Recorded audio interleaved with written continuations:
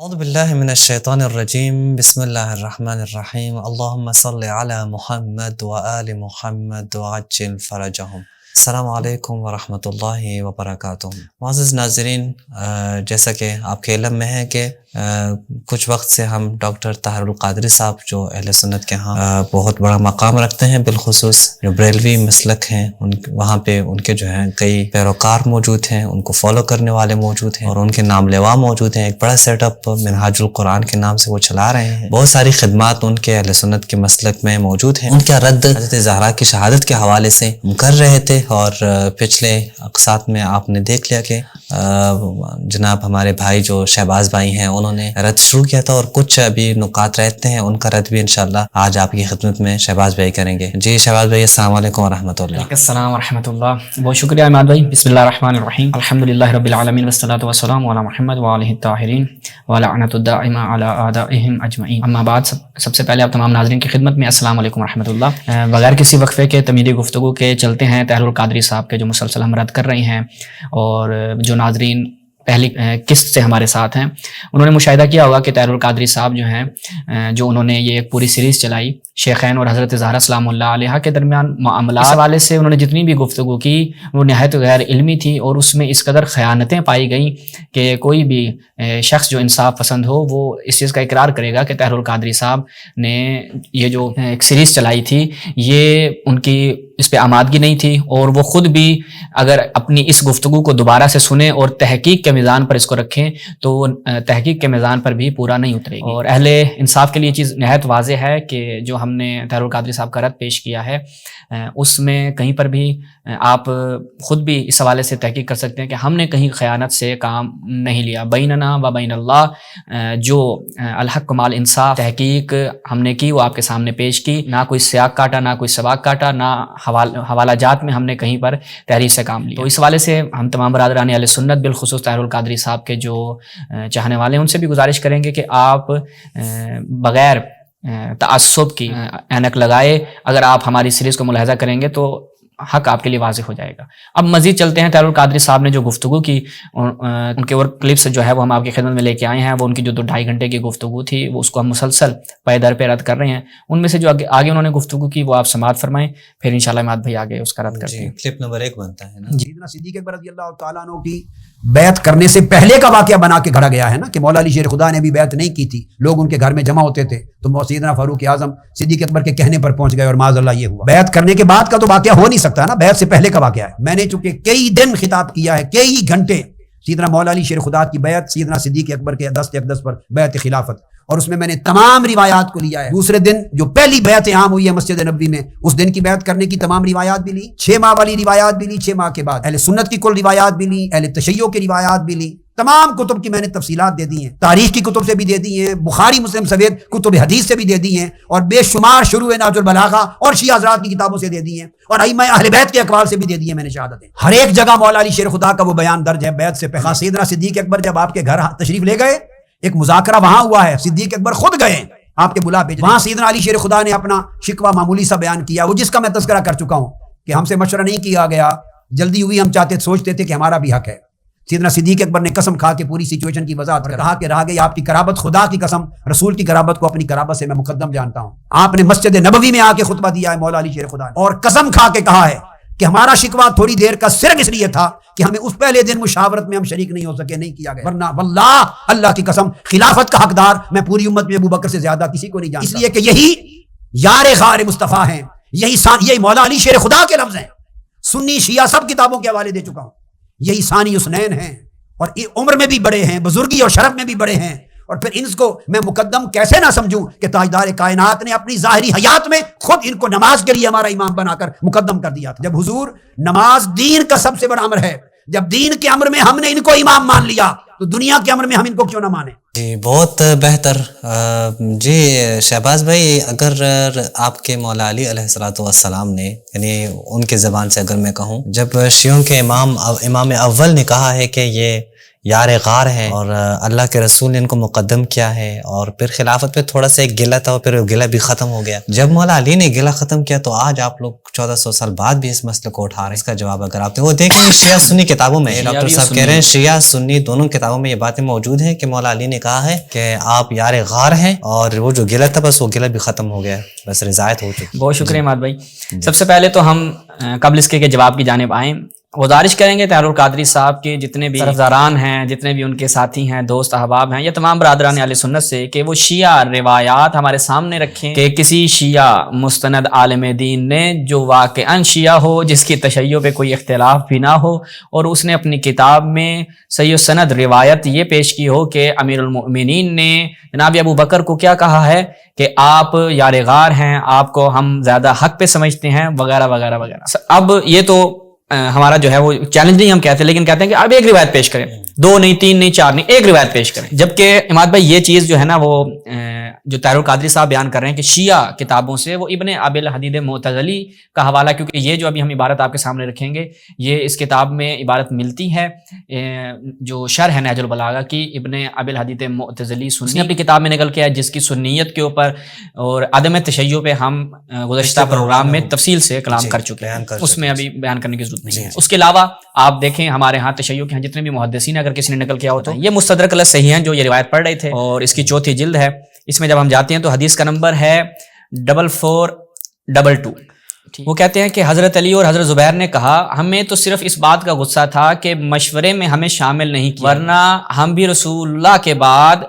حضرت ابو بکر ہی کو تمام لوگوں سے زیادہ مستحق خلافت سمجھتے ہیں. یہ ان کی نماز کے ساتھ ہی ہیں. وجہ بیان کی جا رہی ہے کہ امام علی نے جو استدلال پیش کیا ہے، پہلے یہ کہ رسول اللہ نے ان کو اپنی جگہ پر کہا تھا نماز پڑھائیں، ثانی اثنین ہیں، غار میں موجود تھے، ہم ان کی شرافت اور بزرگی کے معترف ہیں، عمر بھی ظاہر بات ہے یہ بڑے ہیں، بزرگ ہیں، بلکہ رسول اللہ نے خود اپنی حیات طیبہ میں ان کی امامت کا حکم فرمایا تھا، اس سے مراد وہ نماز ہی ہے. تو یہ اس میں ہے. اور اگر ہم عربی مستدرک علی الصحیحین میں چلے جائیں، اس کی تیسری جلد بنتی ہے، ملاحظہ کریں، اور یہ وہی 4483 کہ وَإِنَّا نَرَى أَبَا بَكْرٍ أَحَقَّ النَّاسِ بِهَا بَعْدَ رسول اللہ صلی اللہ علیہ وآلہ وسلم إِنَّهُ لَصَاحِبُ الْغَارِ وَثَانِي اثْنَيْنِ وغیرہ وغیرہ. اور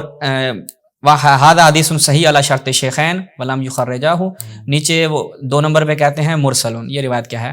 مرسل ہے. چلیں روایت مرسل ہے، صحیح ہے، اس سے ہمیں سروکار نہیں ہے، لیکن طاہر القادری صاحب سے ہم ایک گزارش کریں گے کہ طاہر القادری صاحب پہلی بات ہے کہ آپ کو ہم اہل سنت کتابوں سے اگر پیش کریں کہ اہل سنت کتابوں میں اس کا کیا جواب ہے، تو یہ روایت خالصاً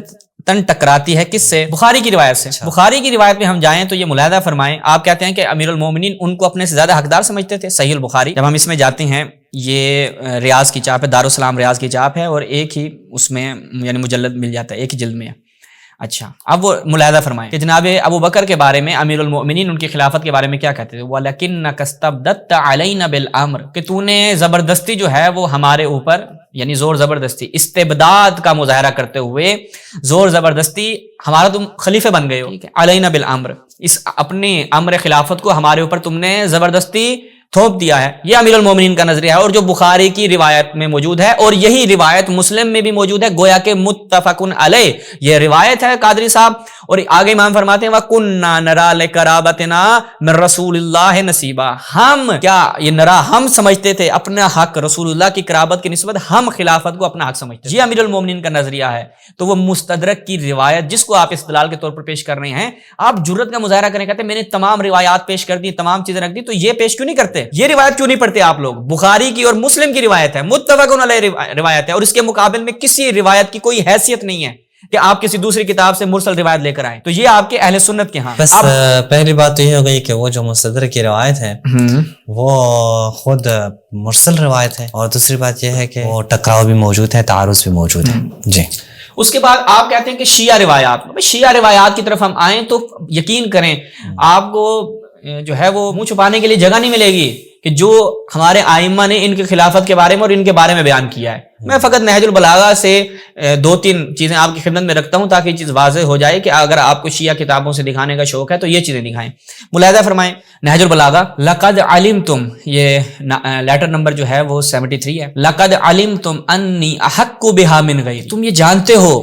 کہ میں، یعنی یہ کب کی بات ہے کہ جب لوگ عثمان کی بیعت ہو رہی تھی، ٹھیک ہے، تو امیر المومنین فرماتے ہیں کہ تم سب یہ جانتے ہو کہ بے شک تاکید کے ساتھ کہہ رہے ہیں انی احق بہا من غیری، کہ یہ جو اس کی بیعت کی جا رہی ہے میں اس سے زیادہ سزاوار ہوں۔ امیر المومنین خود کو زیادہ سزاوار سمجھتے تھے، یہ ایک نقطہ۔ اس کے بعد اسی نہج البلاغہ میں ہم آپ کی خدمت میں لے چلتے ہیں، ملاحظہ فرمائیں نہج البلاغہ جب ہم اس میں جاتے ہیں تو پہلے آپ کو دکھاتے ہیں کہ خطبہ نمبر 2 ہے، ٹھیک ہے، صفین سے پلٹنے کے بعد فرمایا خطبہ، آپ چلتے جائیں، یہ آپ کو نہج البلاغہ جو ہے وہ مرکز افکار اسلامی کی اردو میں مل جائے گی، اس کی ایپ بھی موجود ہے، اور اسی خطبے کا ایک حصہ جو اہل بیت نبی علیہ السلام سے متعلق ہے، کیا فرماتے ہیں، لا یقاس بآل محمد علیہ السلام من هذه الامه احد، کہ کوئی بھی شخص چاہے وہ ابو بکر ہو، چاہے وہ عمر ہو، چاہے وہ عثمان ہو، ایکس وائی زیڈ کوئی بھی ہو،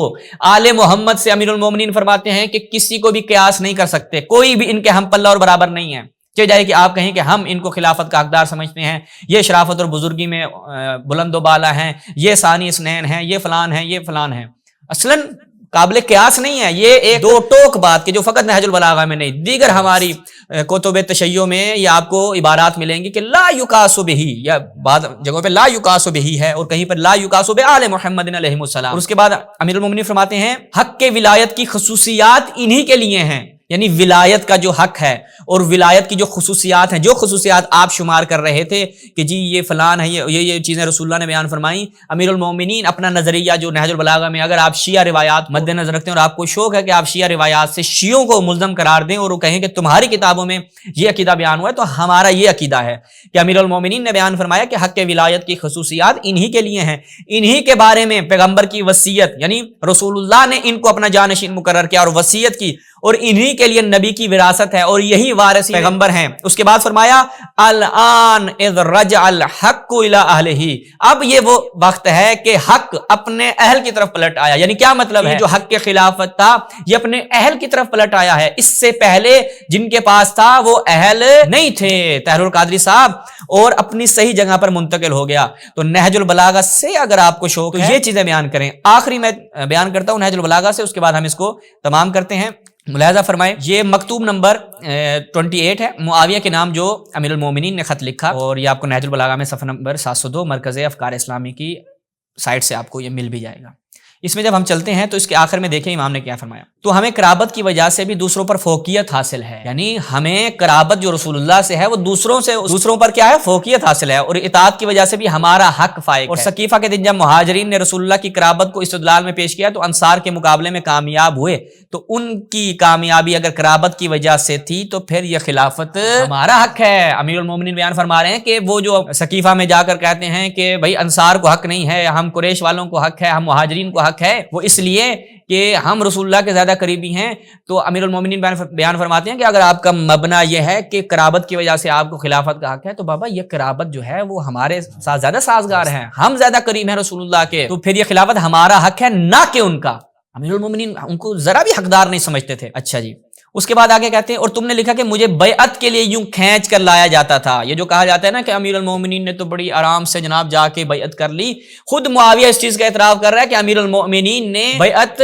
رضایت کے ساتھ نہیں کی تھی، وہ رضامند نہیں تھے، بلکہ ان کو کھینچ کر اجباراً جو ہے وہ بیعت کروائی گئی۔ اور تم نے لکھا کہ مجھے بیعت کے لیے یوں کھینچ کر لایا جاتا جس طرح نکیل پڑے اونٹ کو کھینچا جاتا ہے، تو خالق ہستی کی قسم تم اترے تو برائی کرنے پر تھے کہ، لیکن آگے پھر وہ اس کو بیان کرتے ہیں۔ تو یہاں سے یہ چیز واضح ہوتی ہے کہ امیر المؤمنین نے پہلی بات تو یہ ہے کہ ان کو حق پر نہیں سمجھتے تھے، دوسری بات یہ ہے کہ ان کو خلافت کا حقدار نہیں سمجھتے تھے اور غاصب خلافت سمجھتے تھے۔ اس کے بعد کہا کہ بیعت جو ہے وہ بیعت اجباری تھی، اور بیعت اجباری اہل سنت کے ہاں، یہ بھی میں آپ کو بیان کر دوں، بعض لوگ آتے ہیں اور کہتے ہیں کہ جناب امیر المومنین نے تو بیعت کر لی تھی، تو آپ کی خدمت میں عرض کریں، یہ پہلے بھی میں بیان کر چکا ہوں، لیکن پھر بھی بار بار یہ لازم ہے کہ بیان کیا جائے، کیونکہ لوگوں کے ذہن میں ایک چیز بیٹھ جاتی ہے کہ امیر المومنین نے 6 ماہ بعد تو بیعت کر لی تھی،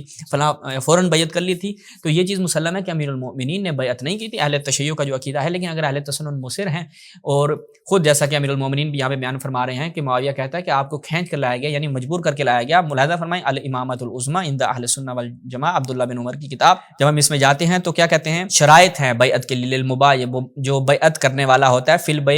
البیعہ، اس میں بیعت میں کیا ہو، الحریۃ الکاملہ، وہ کاملاً آزاد ہو، جیسے وہ کہتے ہیں صحابہ رضوان اللہ تعالیٰ علیہ نے خلفائے راشدین کی بیعت میں جو ہے وہ ان کو حریت کامل موجود تھی. اور ہمیں وہ کہتے ہیں روایات کا تذکرہ نہیں کیا جاتا کہ انہم اجبروا احد، کسی ایک کو بھی جو ہے علی بیعۃ قط، مجبور کریں، کسی ایک کو بھی جو ہے وہ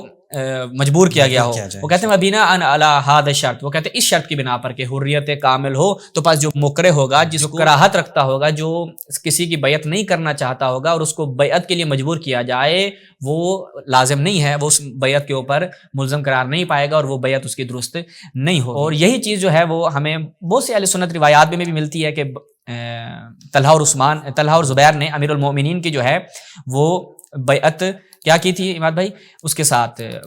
غیر مکرہ. ٹھیک ہے، یہ ملاحظہ فرمائے کتاب نہیں کی تھی، ہاں اخبار المدینہ النبویہ، اور بعد میں توڑ بھی دی تھی، یہ بھی صحیح سنن روایت سے ہے. ملاحظہ فرمائے اخبار مدینہ النبویہ جزء الرابع، اس کی مجلد السادس ہے. جب ہم اس میں جاتے ہیں صفحہ نمبر 115، تو یہاں پہ کیا کہتے ہیں کہ ان طلحہ والزبیر بایعا تائعین غیر مکرہین، کہ انہوں نے بغیر کسی مجبوری کے، یہ دیکھیں یہ کیونکہ جب بیعت کی بات کی جاتی ہے تو وہاں پر ایک شرط جو لگائی جاتی ہے غیر مکرہین، کہ وہ مجبور نہیں تھے، بغیر کسی مجبوری کے انہوں نے بیعت کی. اب وہ ایک واضح چیز ہے کہ طلحہ اور زبیر نے امیر المؤمنین کی بیعت توڑ دی اور جنگ جمل و صفین میں جو ہے وہ مقابل میں آ گئے، جیسا کہ خود فتح الباری میں عماد بھائی یہ روایت موجود ہے، مقام نہیں ہے، کہ مالک اشتر سے کہا جاتا ہے کہ تم تو کراہت رکھتے تھے کہ اس کی عثمان کے قتل سے، تم تو کراہت رکھتے تھے، تو جب تم کراہت رکھتے تمہیں ہمارے ساتھ ہونا چاہیے، کیونکہ عثمان کو قتل کر دیا، ہم اس کے قصاص کا مطالبہ کرنے آئے ہوئے ہیں، تمہیں ہمارے ساتھ ہونا چاہیے. وہاں پر مالک اشتر کہتے ہیں کہ نہیں، ان دونوں نے طلحہ اور زبیر نے بایعوا، انہوں نے بیعت کی تھی، ونقصوا، اور انہوں نے بیعت کو توڑ دیا. اور پھر وہ صحیح مسلم بخاری کی روایت ہے کہ جو بیعت توڑ دے اس کا حشر نشر کیا ہوگا، وہ انشاءاللہ اپنے مقام پر انشاءاللہ اس کو بیان کریں گے. تو یہاں تک طاہر القادری صاحب کی طاہر القادری صاحب کی پہلی بات جو تھی، جو کہہ رہے تھے شیعہ سنی تمام کتابوں میں لکھا ہے، اور چلے اچھی بات ہے دیکھ لیا ہم نے کہ شیعہ سنی کتابوں میں لکھا ہے.